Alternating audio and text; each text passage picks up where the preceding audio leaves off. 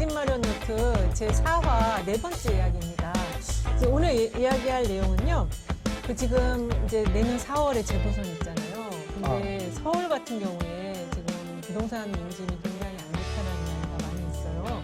소장님 보시기에 부동산을 갖다 이제 지금 야권에서는 실정이다. 이미 이제 규정을 좀 실패한 정책으로 규정을 내리고 이 문제를 가지고 내년 보선을 치르겠다는 입장인 것 같은데 그거와 관련해서 어떻게 보시나요?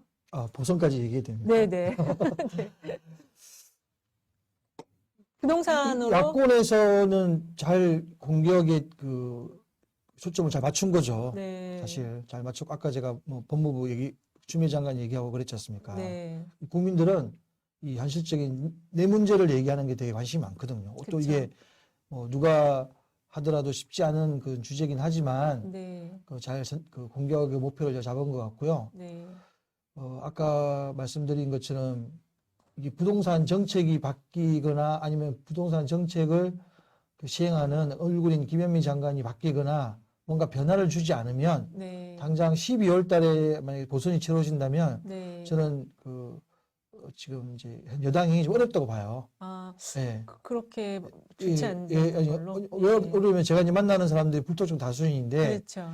네. 하다 보면 저는 그런 얘기 안 하고 싶거든요. 뭐 정치 얘기나 또는 이런 선거 얘기는 안 하고 싶은데 이제 부동산은 기본적으로 와서 모든 사람들이 그냥 해호수처럼 딱 털어놓습니다. 이제 불만이 많아요. 네. 그리고 이 정부 욕을 많이 해요. 네. 어떤 분은 그냥 안타까워해요. 네. 안타까워하는 사람들은 제가 볼 때 이 정부를 많이 지지하는 사람들이야. 그렇죠. 하지만 자기 문제, 부동산 문제에 대해서는 굉장히 싫은 거죠. 그래서 원래부터 싫어하는 사람들이 하는 얘기랑 좀 다르게 비판은 하지만 이분들이 다시 지지를 보내지는 않을 것 같아요. 제가 하루에 한 10명, 10일이면 100명인데 다 100명을 만나도 거의 대동소이합니다. 아, 그래요? 네네. 10명이면 10명이 다 지금 부동산에 대해서. 저는 이제 부동산 쪽에 일을 하니까 네. 부동산 일을 얘기를 할 수밖에 없고 또 저한테 나름대로 또 상담도 하시고 또 저한테 물어보시기 때문에 그분들의 속마음을 알 수가 있지 않습니까? 네. 그래서 제가 그런 뜻을 좀 대신해서 전한다 보는 거고 네. 그러면 이제 만약에 현재 얼굴이 그대로 유임이 된다면 어떤 식으로든 변화는 줘야 되고요. 네. 그 다음에 유임이 되면 또 새로 오신 분이 그렇다고 해서 우리 서민 보호나 주거권 보장 네. 그리고 투기 없는 세상 이런 정치가 다 좋지 않습니까? 이걸 네. 전면 수정하는 의미는 아니거든요. 이 기조는 그대로 가되 거기서 속도와 아니면 좀 더 디테일한 부분을 좀 더 수정을 해서 네. 새로운 얼굴 사령탑이 나타나서 부동산 정책을 밀고 나간다면 네. 이제 대상이 바뀌었지 않습니까? 그쵸. 그러면 지금의 국민의힘인가요? 국민의힘 국민의힘. 쪽에서 네. 공격하는 그런 부분들이 조금 적절하지 않을 수가 있어요. 네, 그래서 인물을 많이 바꾸지 않습니까? 그렇죠. 그렇죠. 그래서 우리 옛날 과거 정부도 보면 어떤 실정을 하거나 잘못을 했을 때는 네. 가장 장관들을 교체를 많이 하잖아요. 새로운 인물. 얼굴만 다르면 돼요. 그 생각은 네. 알 수가 없지 않습니까? 그렇습니다. 그래서 그렇게 네. 대응을 해야 된다. 이렇게 생각하고 있습니다. 최근에 정부의 부동산 정책과 관련해서 한 여론조사 기관이 여론조사 회사가 조사를 한 게 있어요. 부동산 관련해서 서울시 부동산 가격 안정을 위해 가장 적절한 방안은 무엇이라고 보느냐. 그래서 재건축, 재개발 완화 등 민간주택 중심 공급 확대가 28% 나왔고요. 재산 종부세 등 보유세 강화가 21.2%, 양도세, 취등록세 등 거래세 완화가 14.1%, 유휴부지 발굴 등 공동주택 중심의 공급 확대가 14.0%, 정부가 추진하는 재건축 재개발을 통한 공급 확대 10.5%에서 이 재건축 재개발 완화를 통한 어떤 공급 확대 의견이 꽤 높네요. 한 38% 정도 되거든요. 이거에 대해서는 어떻게 보세요? 서울시 내에 재건축 재개발 규제 완화를 통한 공급 확대를 하다 보면 이게 또 다른 폭등의 원인이 되지 않을까요? 지금 재건축 재개발을 진척되지 못하고 있는 이유는 네. 이게 용적률 문제입니다. 그렇죠. 용적률을 조합원들은 많이 달라고 해서 자기 부담감을 낮추려는 의도가 있고요. 네. 용적률을 많이 주면 주변 사람들이 피해를 봐요. 왜냐면 법상 용적률은 다 이걸 고려해서 네. 특히 교통 문제, 인구 네. 밀집 문제를 고려해서 용적률을 정했는데 이거를 만약에 원하는 대로 해주면 그 아파트 조합원들은 당장 분담금이 적으니까 좋겠지만 주변에 있는 사람이나 네. 들은 이제 피해를 보는 거죠. 음. 한번 올라간 용적률은 네. 다시 이렇게 그 원상복구하기 힘들거든요. 아, 네, 예. 그렇지 않습니까? 그렇죠. 다시 40년 뒤에 재건축을 할 때 뭐 그때 가서 조정할 수도 있겠지만 엄청나게 그 상수로 작용하는 거예요. 네, 그런 측면에서 이제 용적률 문제 때문에 서울시 입장은 제가 있는 것 같고, 네. 그 다음에 또 하나는 이제 이게 투기의 대상이 될 수 있지 않습니까? 그렇죠. 이게 이제 사실 저도 어떤 사람 얘기를 들었는데 안전 진단을 받으면 네. 안전하지 않다가 디귿법이거든요. 예. 그러면 안 좋은 거잖아요. 그렇죠. 내 집이 안전하지 않다? 근데 좋아요.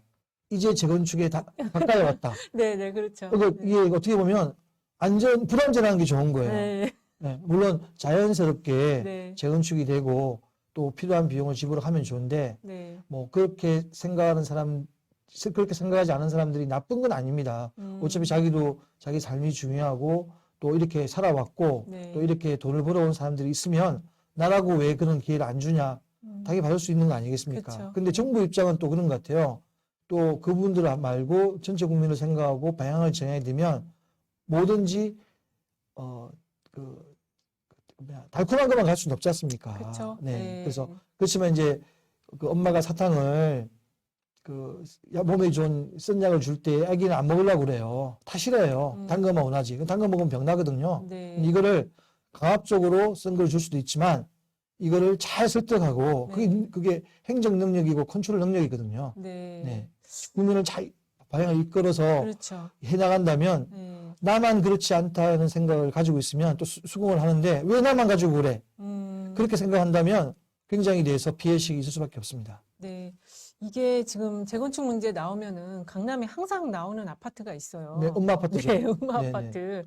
근데 지금 이제 소장님 말씀으로는 이거를 약간 사탕만 줘도 안 되지만 너무 이게 규제를 강하게 하는 것도 안 된다. 그런 입장으로 받아들이면 될까요? 엄마 아파트가 사실은 제가 알기로는 해결이 안 되는 건 용적률 문제거든요. 네, 근데 네. 이게 엄마 아파트는 그랬습니다. 용적률을 다른 지역은 더 많이 줬는데 왜 우리는 안 되냐 이거거든요. 근데 그 차별하는 게 아니라 네. 그 다른 지가 잠실 5단지나 이렇게 강변 쪽일 거예요. 네네. 강변 쪽에 있는 아파트는 제가 주변이 용적률을 너무 많이 주면 주변이 이제 교통 혼잡 때문에 피해를 그렇죠. 준다고 했지 않습니까? 네, 위치가 틀리잖아요. 네. 잠실 5단지 같은 경우에는 한강이 있고 또 이번에 상업지가 있어서 주거지가 연접해 있잖아요. 쭉. 근데 엄마 아파트 같은 경우는 엄마 아파트를 중심으로 전부 다 주거지예요. 네, 그렇죠. 주변이 네, 다 길도 주거지예요. 좁고. 예, 예, 예. 그러니까 유독 엄마 아파트만 많은 용적률을 줄 이유가 없는 거죠. 네, 그래서 또 한 군데가 또 압구정동. 네네. 압구정동도 현대아파트라고 얘기하는데 거기도 잠실처럼 용적률을 이제 어느 정도까지 줘요. 50층까지인가? 줄 수 네, 있는데 네. 거기는 100층, 80층 달라고 그래요. 왜냐면 자기가 생각하는 거죠. 그렇죠. 네, 네. 자기네들이 이제 수익 용적률이 높아질수록 수익이 커질 수 그러니까 한 있잖아요. 80층, 100층 만들어서 넓은 녹지 공간에 네. 우뚝 쓴 바벨탑처럼 만들어서 뭔가 좀 더 특별한 그런 주거 문화를 누리고 싶은데 이게 뭐 법이 허용되면 당연히 줄 수 있겠죠. 근데 네. 새롭게 법이 허용되지 않는 부분을 네. 우리가 요구하면 서울시 입장에서는 좀 쉽지 않은 결정이고 그렇게 생각하고 있습니다. 지금 말씀하신 거를 들어보면은 일단은 재건축 재개발 완화와 관련해서는 용적률 문제가 핵심이다라고 얘기를 하셨는데요. 용적률은 돈이다. 돈이다. 예, 결국 용적률을 높여달라는 거를 지금 규제를 하고 있는 거거든요. 그런데 그거와 관련해서 지금 이제 야권에서는 현 정부의 부동산 정책 실정과 관련해서 김종인 비대위원장과 유승민 전 의원은 혹세 무민하는 정책 등등 해서 이제 많이 비판하고 있는데 오늘 이혜원 의원이 서울시장 출마를 선언하면서 용적률을 1000%까지 높이겠다 이런 안을 냈어요. 이혜원 의원이 제기한 본인의 이제 서울시장 출마하면서 들고 나온 공약들 몇 가지를 보면은요. 직주 의문이라고 그래서 사는 곳과 주거와 그다음에 직장과 의료와 문화를 한꺼번에 다 이 초고층 건물 안에다 다 집어넣어서 그 안에서 경제가 돌아갈 수 있도록 하는 그러한 건물을 만들도록 하겠다. 80층 초고층 건물에 대한 어떤 허가를 내주겠다라는 것하고, 그다음에 용적률 1000%까지 허용해주겠다. 그다음에 시유지에 대한 어떤 이런 것도 개발을 완화하겠다. 이런 것들 얘기했던 것 같습니다. 그리고 또 하나 이제 주거 문제와 관련해서는 지분 적립형 주거들을 공급을 하겠다. 이렇게 두 가지로 나눠볼 수가 있는데요. 이 내용과 관련해서 보실 때는 어떤가요? 어떤 문제점이 있고 어떤 장점이 있어요? 용적률을 1000%가 그 중위상업지구 같은 경우 되거든요. 네. 네, 이제 여기는 제가 볼 때는 네. 이분은 이제 용적률이 그렇게 안 되는 지역을 지금 주거단이 심각하니까 이걸 네. 만약에 뭐 300이든 이런 좀 제한된 용적률을 1000%까지 올려서 네. 고밀도로 개발해서 주거 문제도 해결하고 또 뭐는 다른 그 부가가치도 창출하겠다 이런 의미로 그런 지금 것 같습니다. 네, 같은데 네. 용적률을 정해놓은 거는 어느 정부가 정해놓은 게 아니고 법에서 도시계획을 세워서 여기는 업무공간, 상업공간, 주거공간 또는 뭐 주거공간 중에서도 1종, 2종 다 정해놓은 거거든요. 도시계획에. 그렇죠. 그렇게 해서 그게 맞게끔 용도를 써야 되는데 이게 한번 이렇게 바뀌면 그거 다시 복구하기 힘들어요. 뭐 신도시 같은 경우는 사람들이 안 사는 그냥 백지 상태이기 때문에 네. 바꿀 수가 있어요. 이렇게. 근데 딱 기존의 도시 같은 경우는 다 이웃하고 살고 있지 않습니까? 네. 근데 뭐 고밀도 개발을 하고 하는 건 장점도 있지만 40년이 금방 가거든요. 그렇죠. 아까 63빌딩이 작아졌어요. 지금은 작았다고 얘기했지 않습니까? 네. 만약에 이렇게 해서 어떤 지역에 고밀도를 지었단 말이에요. 그러면 다른 지역도 또 요구할 거예요. 그렇죠. 형평성의 문제. 네. 그리고 그 다른 지역에 일반화하면 안 된다는 얘기죠. 네. 지었는데 이게 40년 뒤에 이 건물이 낙후되고 문제가 생겼다. 상업용 같은 경우는 개인이 짓는 거예요. 네. 상업용은. 네, 네. 그래서 자기가 뭐 자기 재산 알아서 하는 게 상관이 없지만 기업들이 롯데타워 짓는 같은. 거죠. 네, 네. 근데 이거 만약에 이걸 어느 정도 용적률을 주고 어떤 약간 공공성을 가미해서 했을 경우에는 이걸 나중에 사후관리 어떻게 할 건가. 물론 이제 정치인이시니까 네. 그분이 또 정치인은 또 너무 얽매이게 어떤 제도에 이렇게 하는 것보다는 좀 창의적이고 네. 좀 이렇게 좀 획기적인 안을 제시해야 되는 측면에서는 의미가 있지만 실제로 이렇게 일반화시키는 거는 좀 쉽지 않고 또 문제가 있지 않겠나 생각하고 있습니다. 네, 특히 이게 지금 어느 지역을 이렇게 하겠다라는 거는 안 나와 있거든요. 근데 그것이 나왔을 때 이게 강남권의 그 지역에 해당이 된다면 또 엄청 또 여러 가지 이슈화가 될 것 같아요.